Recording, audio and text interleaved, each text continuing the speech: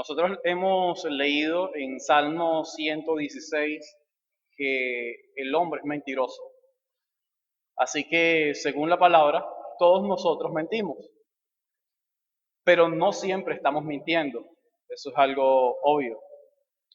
Sin embargo, también todos nosotros los hombres somos capaces de decir la verdad, aunque no siempre la decimos. Ahora bien, lo que se nos dificulta a nosotros es creerle a alguien cuando nos dice la verdad. Si la verdad la decimos nosotros, no hay problema, la creemos de manera muy fácil. Pero cuando se trata de creerle a otra persona, se nos dificulta mucho el asunto. Y es justamente allí, en ese punto, donde surge el juramento. Y esta doctrina es una doctrina muy importante para cada uno de nosotros. El día de hoy vamos a estudiar la Confesión de Fe Bautista de Londres de 1689 y vamos a ver la doctrina de los juramentos y votos lícitos. Juramentos y votos lícitos. En esta doctrina nosotros vamos a aprender que únicamente podemos jurar y podemos hacer voto en el nombre de Dios. Es lícito que tú hagas esto, que tú jures y que hagas voto a este gran Dios. Y todo esto se debe a que nosotros mentimos y podemos romper cualquier cosa. Bueno, nuestro Dios es un Dios veraz, justo, bueno, y que Él sirve como testigo ante las dudas de otros hacia nosotros. Es por eso que yo he titulado el sermón de hoy de los juramentos y votos lícitos. Es una doctrina que voy a hablarla en dos partes. En primer lugar, vamos a ver los juramentos lícitos, párrafo 1 al 4 de la confesión.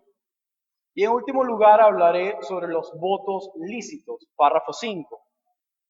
Ahora bien, quisiera leer Deuteronomio capítulo 10, versículo 20. Dice la palabra de nuestro Dios: temerás al Señor tu Dios, le servirás, te allegarás a Él y solo en su nombre jurarás. Cuando tú lees este pasaje, tú dices, pero ¿qué ocurre? ¿Quién habla? ¿Qué está pasando? Bueno, la realidad es que el Señor al inicio del capítulo 10 le ha dicho a Moisés, su siervo, que es hora de que esas tablas que él partió sean nuevamente dadas al pueblo y que esta vez sean resguardadas en el arca. Así que nuestro Dios desea hacer o revalidar ese pacto que ha hecho con su pueblo y mostrarle las tablas para que este pueblo sea guiado nuevamente.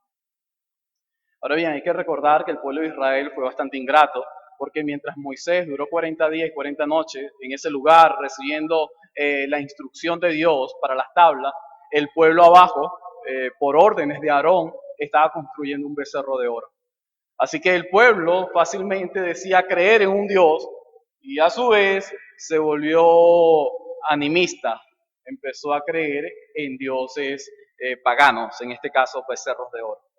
Nuestro Dios sigue diciendo que Él es fiel a pesar de que el pueblo no es fiel, y es aquí donde Moisés le presenta al pueblo lo que Dios requiere de él. Así que cuando tú lees esto, tú dices, ok, se trata de cómo el pueblo de Dios debe tener una conducta lícita ante su Creador. Y en función de todo esto, Él le dice, recuerda Israel, que cuando vayas a jurar, debe ser en el nombre del Señor. Hermanos, la Biblia nos enseña y nos llama a cada uno de nosotros a jurar en el nombre del Señor, porque se debe hacer. Ahora bien, vamos a pasar a la primera parte, juramentos lícitos. Como vimos en el pasaje, el Señor está llamando a su pueblo a jurar. Dice, Israel, solo en su nombre jurarás. Es lo que debes hacer, Israel. Iglesia, solo en el nombre del Señor debes jurar. Es lo que nos está diciendo a cada uno de nosotros. ¿Y cuál es el propósito de todo esto? Bueno, es colocarle fin a todo asunto que no desea ser creíble. No sé si ustedes en algún momento han estado en un tribunal o han visto una película de investigación, alguien que tiene que ir al tribunal y cuando llevan al testigo él dice, bueno, yo juro, levanta su mano derecha y dice, juro decir la verdad y toda la verdad y solamente la verdad ante Dios, lo juro. O cuando un presidente va a tomar su cargo, casi siempre en los Estados Unidos, jura sobre la Biblia. ¿Como qué? Como la máxima autoridad. Bueno, si el sistema pagano, este sistema caído, jura sobre el Dios de la Escritura y jura sobre la Escritura, entonces nosotros como cristianos debemos jurar en función del Dios de la Biblia. Vamos a jurar en función de esta verdad. Pero recuerda, este Dios es un Dios personal, es un Dios real, es un Dios vivo.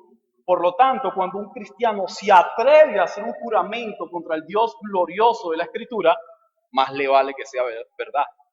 Más le vale que sea verdad. Cuando se jura ante el Dios de la Escritura, todos los demás callan. Es decir, yo juro solemnemente ante Dios de que lo que he dicho es verdadero. Allí se acaba el asunto. Es por eso que quisiera ir a la lectura del párrafo 1 para entender la definición del juramento. ¿Qué es el juramento? La confesión dice, es una parte de la adoración religiosa en la cual la persona que jura con verdad, justicia y juicio, solemnemente pone a Dios como testigo de lo que jura, para que le juzgue conforme a la verdad o a la falsedad de lo que jura. Fin del párrafo 1. Hermanos, el juramento no es igual al voto. En el juramento nosotros estamos utilizando a Dios como testigo de lo que voy a decir. Eso me ocurrió a mí este año. Este año alguien hablaba conmigo y lo que yo le decía no era creíble. Bueno, lo que hice fue utilizar a Dios como testigo de lo que estaba diciendo. Y en ese momento, todo el asunto debe acabar. ¿Por qué? Porque Dios es el testigo y Él determina si lo que estoy diciendo es verdadero o falso. Así que si es falso, Dios va a derramar su ira sobre la persona que ha jurado, en este caso, mi persona.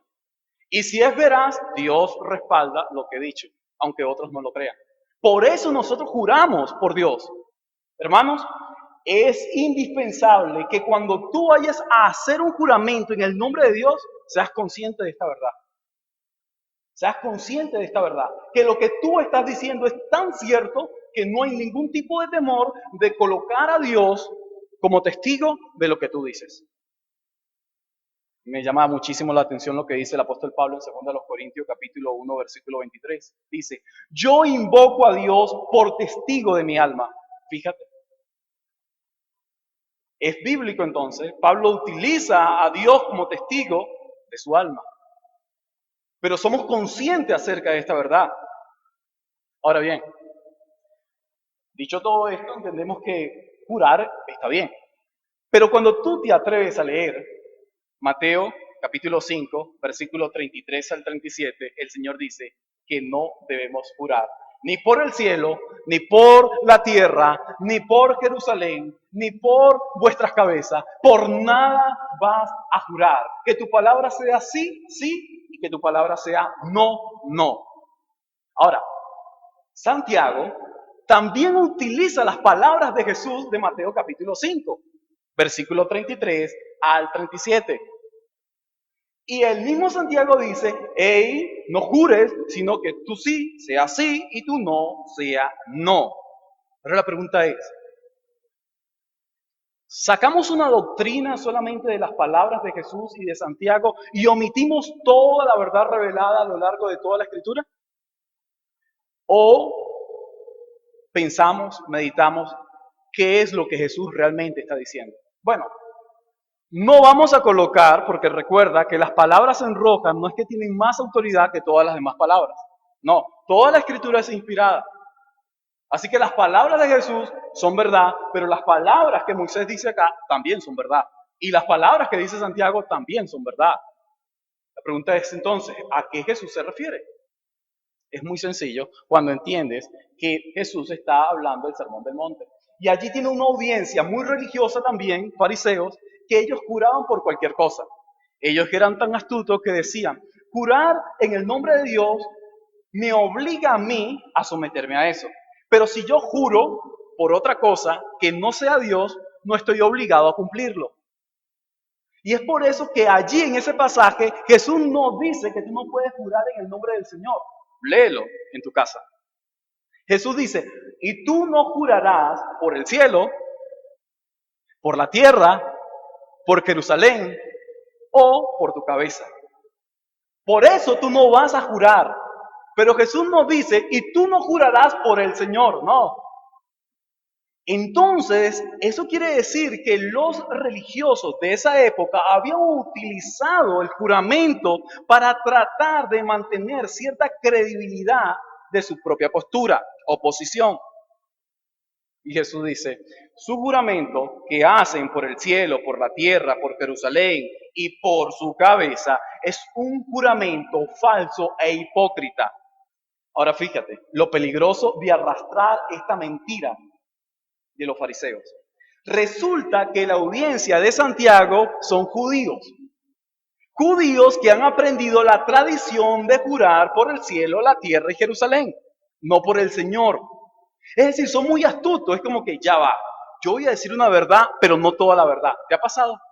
Cuando alguien te pregunta, hey, quiero que me digas la verdad acerca de este asunto. Y él llega y dice, bueno, dentro de su mente, voy a decir una parte de la verdad, pero no voy a decirlo todo para que no sepan. Eso es lo que hacían los judíos. Los judíos decían, bueno, yo voy a jurar, pero para no quedar obligado en el juramento, no voy a jurar por el Señor. Voy a jurar por la tierra, por el cielo, y así no estoy obligado. ¿Ves los astutos que eran? Bueno, esa perversión del juramento había sido arrastrada por los judíos conversos al cristianismo.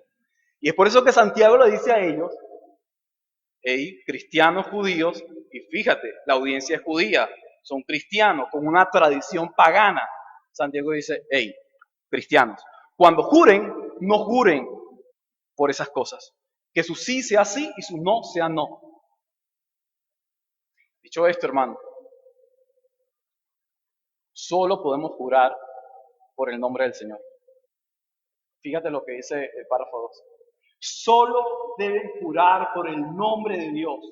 Y al hacerlo, han de usarlo con todo temor santo y reverencia.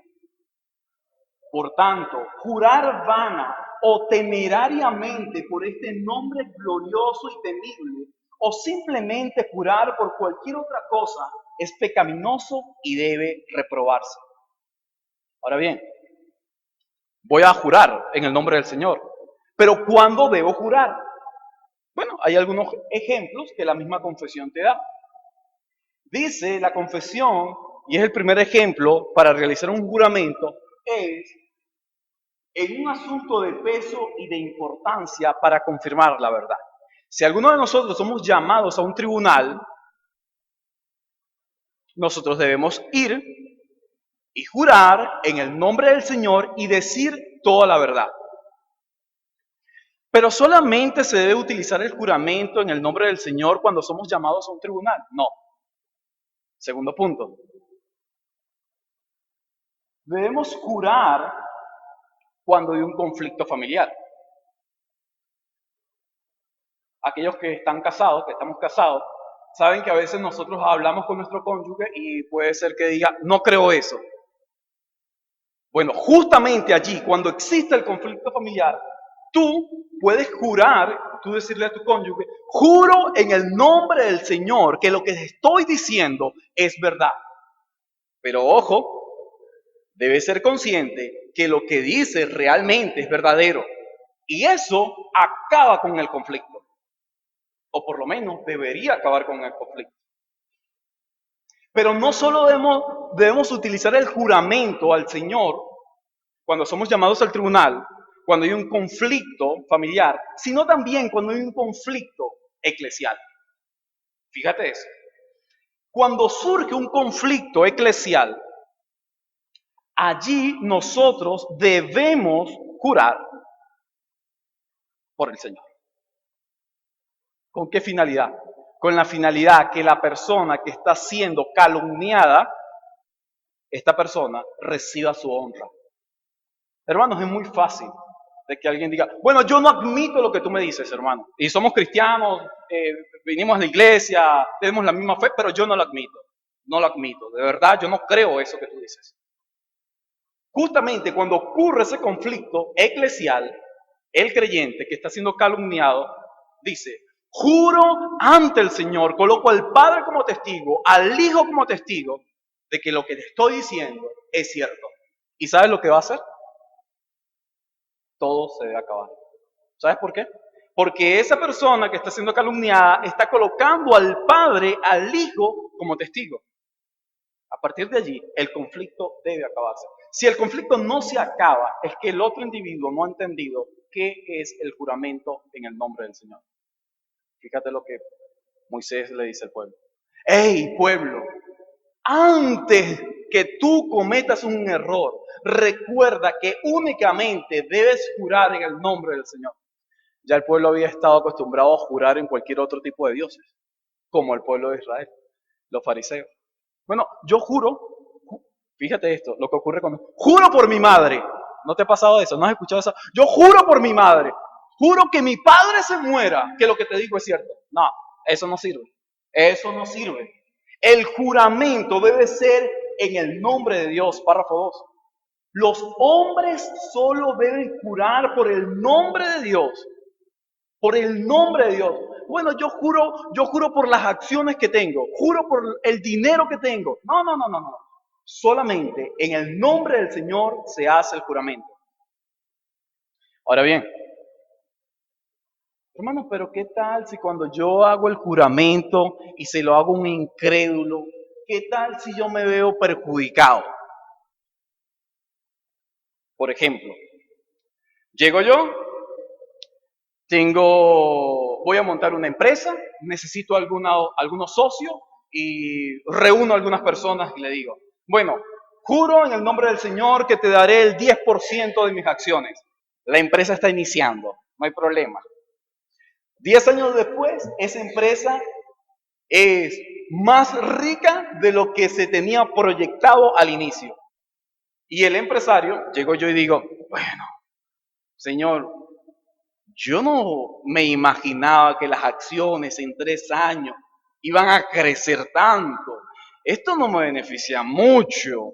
Así que yo mejor me retracto del juramento, ¿no? Si el juramento, si el juramento no te beneficia, aún así el juramento se debe cumplir. ¿Ok? El juramento que se hace en el nombre del Señor, incluso a los incrédulos, ojo padres y madres, tengan mucho cuidado con esto, ¿okay? Porque yo he escuchado mucho y nuestros niños que van creciendo, ellos son conscientes de eso. No te preocupes, mi amor, yo te juro que este fin de semana te saco al parque. Pero fíjate lo vago que eres. Eres muy vago porque dice, yo te juro que este fin de semana te saco al parque. Niño, exígele a tu padre que el juramento lo haga en el nombre del Señor. Porque si tu padre jura en el nombre del Señor que te sacará el fin de semana al parque, está obligado a hacerlo. Aun cuando esa semana no haya ganado el dinero suficiente. Va a tener que pedir prestado, va a tener que ver cómo hace, pero de que tiene que cumplir el juramento lo tiene que hacer. ¿Ves lo importante que es cuando juramos en el nombre de Dios? Hermanos, cuando tú juras en el nombre de Dios, escucha bien, quedas atado. Cuando juras en el nombre de Dios, tú quedas atado. Ahora bien, ¿hay algún motivo, alguna circunstancia para yo desligarme del juramento que he hecho? Sí, una sola. Una sola. Cuando el juramento te lleva a pecar deliberadamente contra tu Dios. ¿Cómo es eso? Bueno, eres un creyente irresponsable, inconsciente, y llegaste y dijiste a la ligera, no importa, yo juro tal cosa. Y resulta que en ese juramento tú estabas diciendo que ibas a faltar en el día del Señor por ir a hacer cualquier otra cosa. Listo, has pecado. Porque el día del Señor es un día de reposo, un día santo. ¿Sí me explico? Ahora bien, hermanos, Fíjate lo que dice el párrafo 3. Un juramento justificado por la palabra de Dios debe considerar seriamente la gravedad de un acto tan solemne.